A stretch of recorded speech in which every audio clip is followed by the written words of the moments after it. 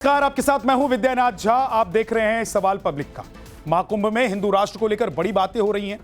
बागेश्वर धाम के पीठाधीश्वर 30 जनवरी को विशाल संत समागम में हिंदू राष्ट्र की हुंकार भरने वाले हैं। उससे पहले आज संत समाज ने संगम नगरी में धर्म संसद बुलाई थी, जिसमें बड़ी तादाद में साधु संत बैठे एक साथ। धर्म संसद में सबसे ज्यादा बात सनातन बोर्ड को लेकर हुई। हालांकि लोगों का मानना है कि सनातन बोर्ड का गठन हिंदू राष्ट्र की तरफ संत समाज का पहला कदम होगा। लेकिन सवाल पब्लिक का यह पहली एक्सक्लूसिव स्टोरी देखिए।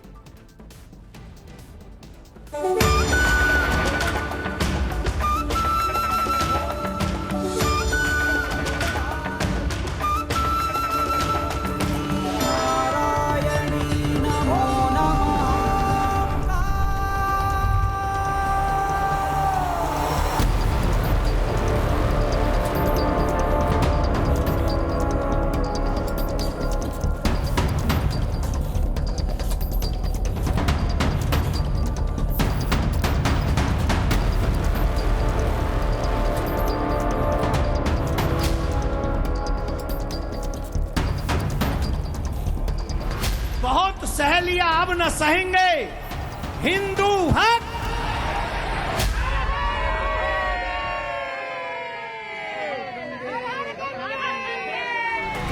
समय की मजबूरी है।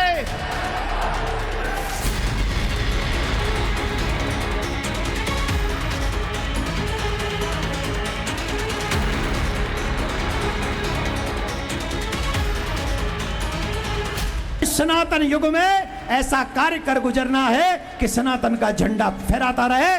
जय श्री राम। संगम के तट से ये शंखनाद है हिंदू राष्ट्र का। हम सब भगवान के परिवार होकर आज धर्म की रक्षा करने के लिए उन्हें दिखा देंगे कि हम एक हैं, हम सेफ हैं, हम बटेंगे नहीं, हम। ये शपथ है सनातनी एकता की सर्वोच्चता का। ऋषि मुनियों की धरती पर फिर से भगवा व्यवस्था का। महाकुंभ से ये औपचारिक आरंभ है उस अभियान का जिसका लक्ष्य है उस केसरिया गौरव को आसमानी आकार देना जिसमें हिंदुत्व परिलक्षित होता है। जिन मंदिर और मठों पर आक्रांताओं ने आक्रमण कर दिया था उसे आजाद कराने का कुछ यूं आह्वान किया गया है उस धर्म संसद में जो संगम के तट पर बैठी थी। तो लिटिल बिट झांकी है। मथुरा का पूरा फंक्शन अभी और काशी भी अभी आधी है। पूरा काशी में बाबा का डमरू बजना अभी। कृष्ण जन्म भूमि का मंदिर और वो केशव देव जी की छवि जो औरंगजेब ने मथुरा से ले जाकर आगरा की जामा मस्जिद की सीढ़ियों में गाड़ दी और उसका केस सनातन न्यास फाउंडेशन लड़ रहा। आगे भी लड़ना है और तब तक लड़ना है जब तक। अब कई लोग कहते हैं क्यों खुदाई करवा रहे हो।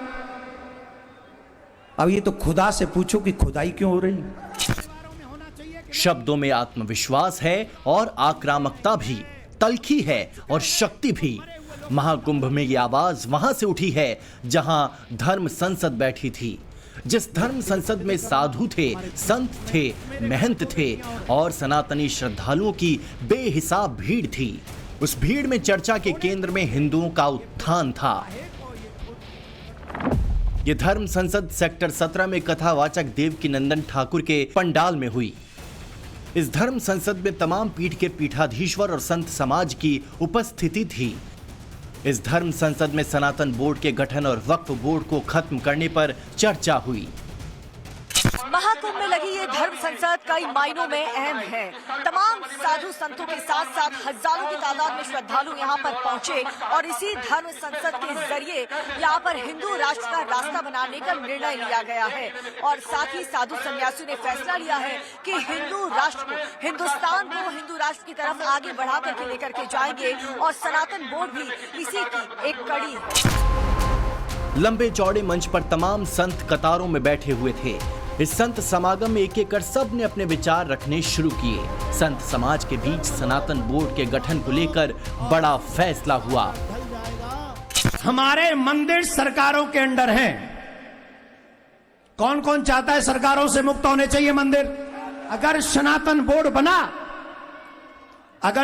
बोर्ड बना तो प्रत्येक मंदिर से गौशाला बनेंगी।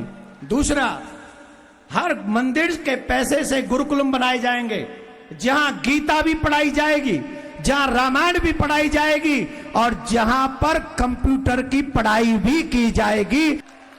तीसरा, औषधालय।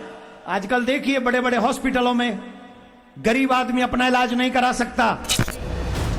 जिस अंदाज और आक्रामकता के साथ सनातन बोर्ड की बात की जा रही है, उसका मकसद बहुत साफ है और वो हिंदू राष्ट्र है।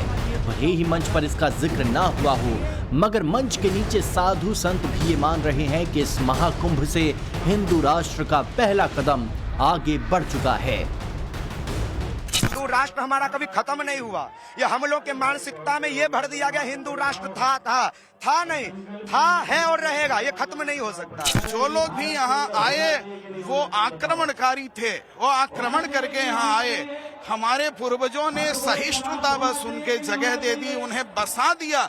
लेकिन ये तो हिंदुओं की जगह, इसका नाम ही हिंदुस्तान है। बाबर तेरी छाती पे भगवा ध्वज लहराया है, सौगंध राम की खाई थी, मंदिर वही बनाया है। अभी तो केवल झांकी है, मथुरा काशी बाकी है और मथुरा काशी बनेगा तो हिंदू राष्ट्र अपने आप बन जाएगा। साधु संतों को सुनने के लिए हजारों की भीड़ बैठी हुई थी। वहां मौजूद आम लोग भी हिंदू राष्ट्र की बात कर रहे थे। यहाँ पर कुछ मौजूद लोग ये कह रहे हैं कि मैं सनातन बोर्ड से काम नहीं चलेगा। हिंदू राष्ट्र की मांग भी यहाँ पर महाकुंभ में जो अलग अलग राज्य से लोग आए हैं वो करते हुए नजर आ रहे हैं। तो लोगों से बात करेंगे। हिंदू राष्ट्र की मांग आप लोग कर रहे हैं और ये देखिए, ये यहाँ पर आपको बता दें अखिल भारतीय सनातन है और ये लोगों ने टारगेट रखा है कि 26 लाख लोगों से हस्ताक्षर करवाएंगे कि हमें हिंदू राष्ट्र चाहिए। कितने लोग अब तक साइन कर चुके हैं? अभी तक हम लोग 3 दिन में हमने 10,000 से ऊपर साइन किए और उससे पहले 1 लाख कर चुके हैं। 1 लाख से ज्यादा। हिंदू राष्ट्र पड़ता है कि 100 करोड़ हिंदू चाह देंगे, उसी दिन हिंदू राष्ट्र बन जाएगा। ऐसे कैसे? क्योंकि ये सनातन की भूमि है, ये मनु की भूमि है, ये हमारे सनातन की भूमि है। जात पाति करो विदाई, हम सब हिंदू भाई भाई। और मुख्यमंत्री महोदय कह चुके हैं कि बटोगे तो कटोगे। मोदी और योगी रहते नहीं बना तो कभी नहीं बन सकता। ये सब जितने सनातनी हैं सबका इसमें सहयोग है। जो मानते नहीं से मातृभूमि पितृभूमि, ऐसी मानसिकता का मुख मोड़ देना चाहिए। जो खाते हैं अन्न यहाँ का, गीत गाते ऐरों की, तब 20 से बड़ा कुंभ फोड़ देना चाहिए। साधना सबसे बड़ी जिसमें सतत संघर्ष है, संत ही बल निर्बलों का, संत ही संस्कार है, संत सा संबल नहीं है। संतमय संसार है, संतमय संसार है, हम लेकर रहेंगे। आज जो रंगत है महाकुंभ की वो काफी ज्यादा अलग नजर आई। यहाँ पर गंगा में आस्था की डुबकी तो लोगों ने लगाई और रिकॉर्ड भी टूटा है क्योंकि 45 लाख से ज्यादा 50 लाख के लगभग लोगों ने आज आस्था की डुबकी लगाई। और दूसरी तरफ जो आज धर्म संसद हुआ है उसको लेकर के जो यहाँ की आबो हवा है वो काफी बदल गई। पूरे भारतवर्ष के हिंदू हैं वो एकजुट होकर चले तो हमारा हिंदू राष्ट्र पहले से ही बन जाएगा। इस प्रकार से इस्लाम धर्म बन सकता है और मुस्लिम राष्ट्र बन सकता है, तो हमारा भारत हमेशा से हिंदू राष्ट्र रहा है, तो क्यों नहीं बन सकता। धर्म संसद आज जो हुआ देवकीनंदन ठाकुर की अगुवाई में, उसमें यही चर्चा हुई कि किस तरीके से जो सनातन बोर्ड है वो काम करेगा, कैसे सनातन को मजबूत और सुरक्षित किया जाएगा। लेकिन इसके साथ साथ अब जो जनता है वो ये चाह रही है कि हिंदू राष्ट्र भी जरूर जो भारत देश है वो होके रहे। हालांकि इस धर्म संसद में सिर्फ सनातन बोर्ड पर बात नहीं हुई, वक्फ बोर्ड के विरुद्ध भी हुंकार भरा गया। पाकिस्तान और बांग्लादेश का नाम लेकर कुछ यूं वक्फ बोर्ड पर प्रहार किया। पाकिस्तान में हिंदू बोर्ड नहीं है, जब बांग्लादेश में हिंदू बोर्ड नहीं है, तो आई वांट टू नो, मैं ये जानना चाहता हूं फिर हिंदुस्तान में वक्फ बोर्ड क्या कर रहा है। वक्त धर्म संसद में सनातन बोर्ड और वक्फ बोर्ड को लेकर चर्चा चल रही थी, उसी दौरान दिल्ली से वक्फ बोर्ड को लेकर एक सियासी खबर आई। ये खबर थी संसद में हो रही जेपीसी की बैठक से जुड़ी हुई। वक्फ बिल को लेकर जेपीसी की बैठक हुई थी। सरकार ने 16-11 के बहुमत से वक्फ बिल में संशोधन पास करा लिया। सरकार के 22 के 22 संशोधन स्वीकार हो गए, जबकि विपक्ष के सभी 42 संशोधन नकारे गए। अगली बैठक 29 जनवरी को होगी, जिसमें वक्फ बिल को स्वीकार किया जाएगा। झटका लगने के बाद कांग्रेस के नेता चंद्रबाबू नायडू और नीतीश पर बेहद तल्ख थे। दिल्ली में वक्फ पर सियासी तकरार के बीच संगम के तट पर वक्फ बोर्ड को खत्म कर सनातन बोर्ड बनाने पर धर्म संसद हुई। हालांकि इस धर्म संसद से अखाड़ा परिषद ने आखिरी वक्त में किनारा कर लिया। शंकराचार्य भी नहीं पहुंचे, मगर जिस तरह मंच से संत समाज ने एक सुर में हुंकार भरी सनातन बोर्ड को लेकर आह्वान किया, ये बताता है कि हिंदू राष्ट्र की तरफ कदम बढ़ चुका है।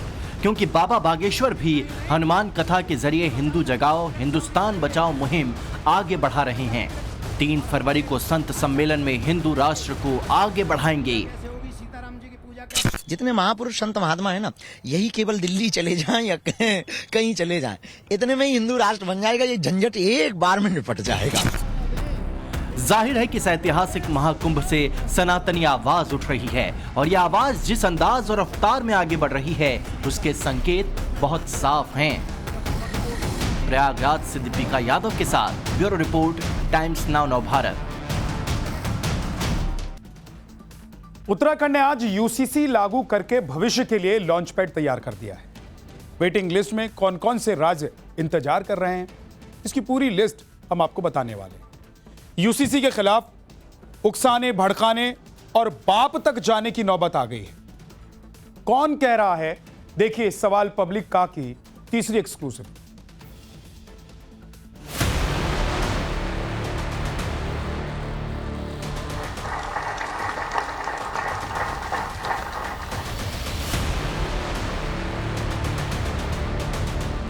इसी क्षण से उत्तराखंड राज्य के समस्त नागरिकों के संवैधानिक और नागरिक अधिकार एक समान हो गए हैं। समान नागरिक संहिता किसी भी धर्म या पंथ के खिलाफ नहीं है। निहाब यूसीसी का बाप भी लागू कर लो चाहे, निहाब यूसीसी का बाप भी लागू कर लो चाहे, निहाब यूसीसी का बाप भी लागू कर लो चाहे, करने का नहीं मुसलमान शादी। ये गुस्सा, ये खीज, ये ऐंठ, ये रोष, ये चिढ़ सिर्फ यूसीसी लागू होने की वजह से नहीं है। ये झल्लाहट और बेचैनी किस बात की है? कांग्रेस सांसद इमरान मसूद की जुबान क्यों इतनी तीखी है? निहाब यूसीसी का बाप भी लागू कर लो चाहे, निहाब यूसीसी का बाप भी लागू कर लो चाहे, निहाब यूसीसी का बाप भी लागू कर लो चाहे, जाओ कर लो जो आपको जो करना है। इमरान मसूद गुस्सा हैं, बहुत गुस्सा हैं, पर गुस्सा क्यों है ये तो वही बता पाएंगे।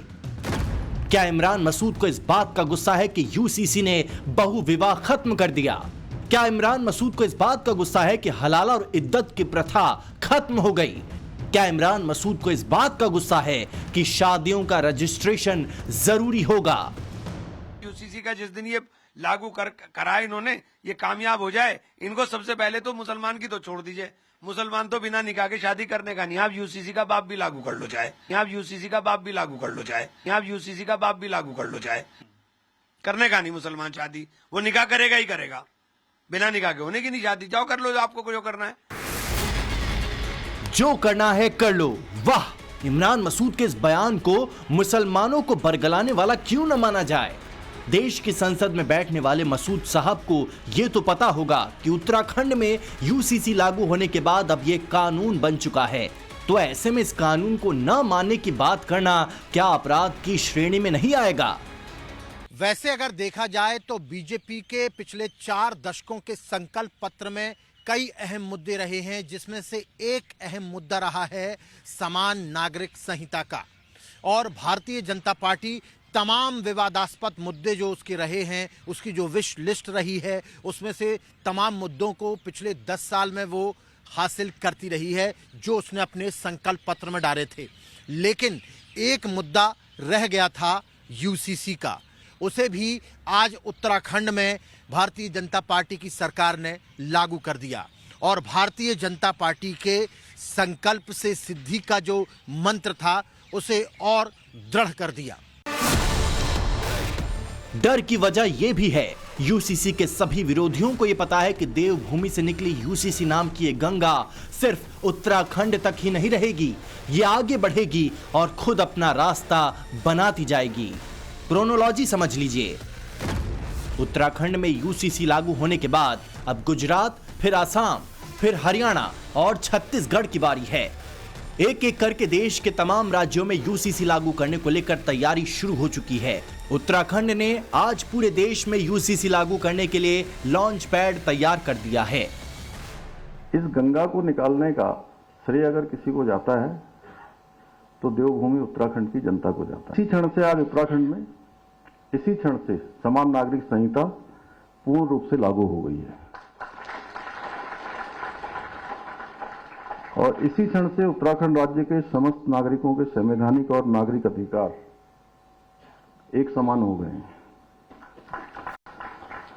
और इसी क्षण से सभी धर्म की महिलाओं को समान अधिकार प्राप्त हो गए हैं।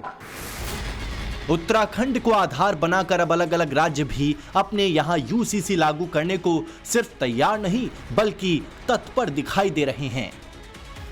Uttarakhand and Gujarat will bring UCC first, and Assam will follow them with some new addition to that bill, like Assam model. देखिए, यूसीसी की आपने बात की है, पूरा देश इसको लेकर के गंभीर है, देश के प्रबुद्ध जन इसको लेकर के गंभीर है और जब सभी गंभीर है तो उसके ऊपर विचार चर्चा चल रही है, जब समय आएगा तो उसको पूरा करेंगे। उत्तराखंड से अनुभव के आधार पर आगे उसकी कार्य योजना निश्चित रूप से बननी चाहिए। सभी नागरिकों को एक जैसे हक देने का वादा करने वाले यूसीसी को शुरू से ही कुछ दलों ने मुसलमान विरोधी बताया है और इसी संरक्षण ने कुछ कट्टरपंथी मौलानाओं को साफ तौर पर कानून को ना मानने और संविधान से पहले शरीयत को रखने की हिम्मत दी है। भारत का मुसलमान कानून को मानता है और कानून पर अमल करता है, मगर यह नहीं हो सकता कि शरीयत की मुखालफत करे या शरीयत के उसूलों का उल्लंघन करके फिर दूसरे कानून पर अमल दरामद करे। जो अब तक हमारे सामने चीजें आई हैं वो सीधा मुसलमानों के मजहबी मामलात में मदाखलत है। वो मुसलमानों को मजहबी मामलात में दखल देकर उन पर एक तरह से हिंदू लौ थोपना चाहते हैं या दूसरे वो लॉ थोपना चाहते हैं जो इस्लाम के खिलाफ। यूनिफॉर्म सिविल कोड आप ला रहे हैं जो हमारे शरीयत के खिलाफ होगा, वो तो जो मुसलमान शरीयत पे चल रहे होंगे वो उसको मानेंगे। फिर तो मतलब कानून का उल्लंघन अपराध की श्रेणी में आता है, तो क्या अल्पसंख्यक तबका उस अपराध को करने को तैयार है? देखिए, जो धर्म है वो कानून है।